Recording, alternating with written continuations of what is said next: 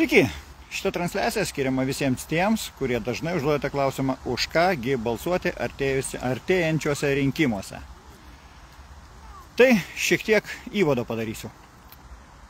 Mes Lietuva, kartu su judėjimu Neabejingi, nutarėme peržvelgti visus nepriklausomus nuo jokių sisteminių partijų, savarankiškai išsikėlusius ir kitus vienmandatininkus.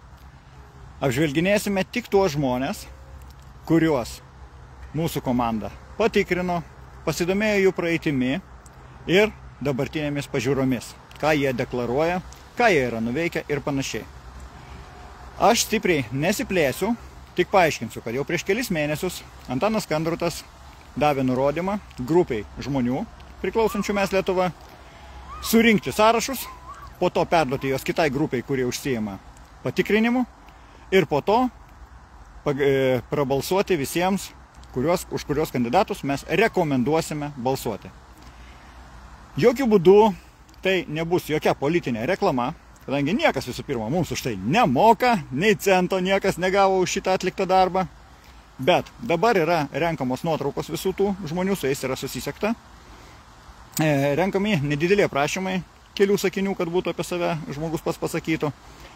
Ir bus viešinama tokiuose Facebook paskyrose kaip Celofanas Live Antanas Kandrotas.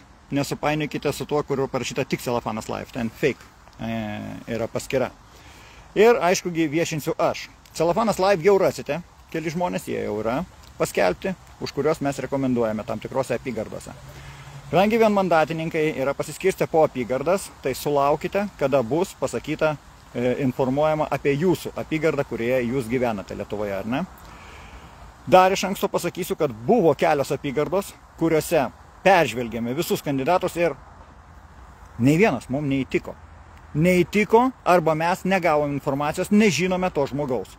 Todėl, jeigu per kažkiek laiko pamatysite, kad vis viešinam ir jau pradeda kartotis kandidatai, tačiau jūsų apygardo nepaminėta, arba paminėta, bet neradom kandidato, susisiekite arba su Edita Navickienė, arba tiesiogiai su manimi, ar ne, galite per Messenger, galite telefoną mano susirasti, aš telefoną dažnai skelbiu, man atrodo ir Facebook'e jisai neįslapintas. Tai informuokite, ką žinote apie savo apygardoje esantį kandidatą, kaip su juo susisiekti, pasikalbėti, kad išsiaiškinti ir galbūt mes ir jo kandidatūrą pradėsime reklamuoti. Taigi, bus skelbiamos nuotraukos, žmonės bus apsirengę taip kaip aš, matote, balti marškinukai ar ne, už nugaros koks nors gražus fonas ir bus uždėtas antspaudas. Mes, Lietuva, rekomenduojame. Ar ne? Tai tik rekomendacijos rinktis, už ką balsuoti jums patiems.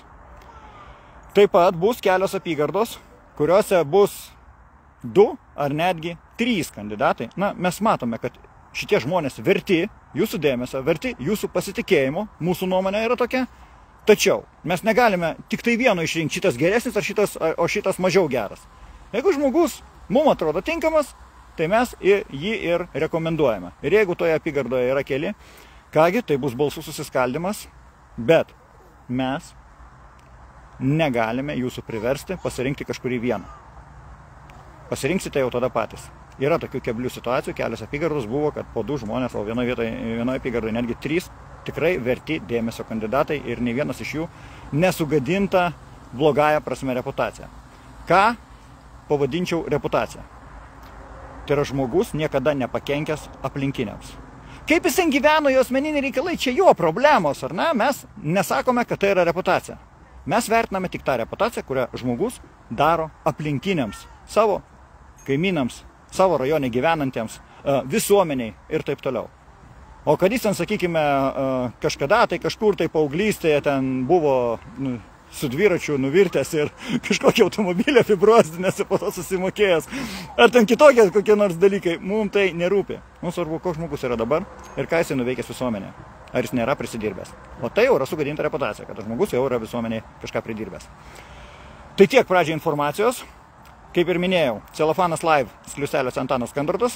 Ten jau yra keli kandidatai, dar kelių nuotraukų laukiame irgi. Bus tik tie, kuriuos mes tikrai stengiamės maksimaliai patikrinti. Jeigu turėsite neigiamų atsiliepimų apie tą arba kitą kandidatą ir matydami jo nuotrauką, būtinai parašykite komentaruose, nesigėdinkite, tik tai darykite tai mandagiai, atsižvelgdami į Lietuvos kalbos kultūrą ir svarbiausia, kad argumentuotai, o ne tai, kad parašyti durnius, viskas. Nu, čia ne komentaras, čia televizoriaus edukuotojų liga. Parašyti kažkokią diagnozę ir po to dėti krūmus, be jokių argumentų. Na ne, argumentuokite, jeigu iš tikrųjų manote, kad kažkas yra ne taip, galbūt mes kažką praleidom, visi esame žmonės, ar ne? Taigi, jau yra prabalsuota, jau yra surinkti kandidatai, su jais susisiekta, tačiau dar ne visi atsiuntė nuotraukas. Tai po truputį, palaipsniui, jau galėsite peržvelgti savo apygardas. Tai tiek šios transliacijos. Stebėkite dar kartą, sakau, Celofanas Live skliustelėse Antanas Kandratas. Na ir kai jau bus daugiau nuotraukų, kai jau bus tokia, kad galėčiau iš karto visą seriją paleisti, tai ir pas mane atsiras jų nuorodas. Ir jeigu neaptiksite savo apygardoje kažkokio žmogaus ir norėsite jį rekomenduoti, taip pat mūsų informuokite, mes pamėginsime išsiaiškinti. Ačiū visiems už dėmesį, gražiaus jums dienos ir gerų artėjančių rinkimų.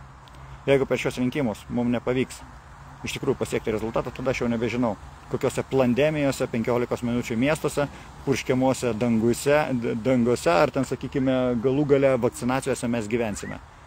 Aš už laisvę ir už taiką ir už teisingus žmonės. Už ką jūs? Pasižiūrėsime per artėjančius rinkimus. Iki!